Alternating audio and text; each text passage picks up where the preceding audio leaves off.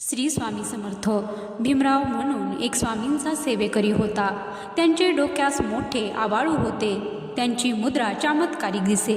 त्याने श्री स्वामी समर्थांची पुष्कळ दिवस मनोभावे सेवा केली. भीमराव व त्यांचा मुलगा बागेत जाऊन नित्य टोपलीभर फुले श्री समर्थांकरता घेऊन येत.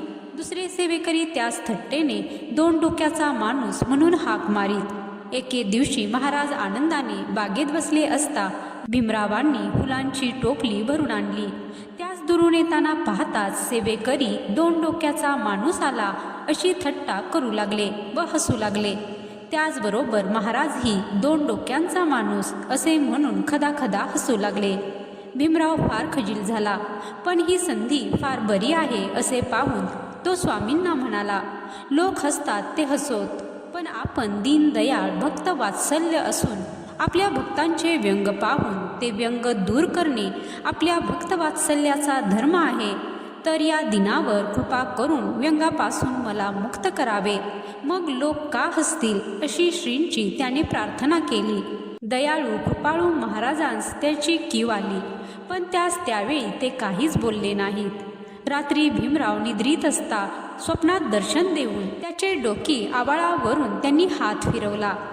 सकाळी भीमराव जागा होऊन पाहतो तो डोकीचे आवाळू फुटून त्याचे विधभर कातडे लोंबू लागली. परमानंदाने भीमराव महाराजांचे दर्शनास गेला. 2 डोक्यांचा माणूस 1 डोक्याचा होऊन आला असे पाहून सर्वांनाच आनंद झाला. भीमरावाने स्वप्नात महाराजांनी दर्शन दिल्याबद्दलची हकीकत सर्वांस सांगितली.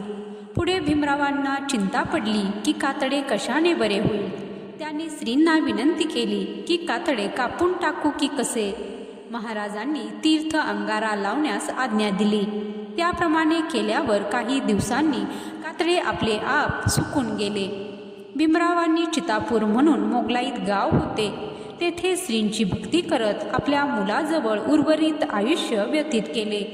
तर या कथेचा बोध हाच की स्वामींकडे आर्ततेने आपण कोणतीही गोष्ट मागितली तर ती आपल्याला नक्की मिळते. त्यासाठी स्वामी भक्ती निस्वार्थपणे करा आणि आपले कर्म चांगले ठेवा.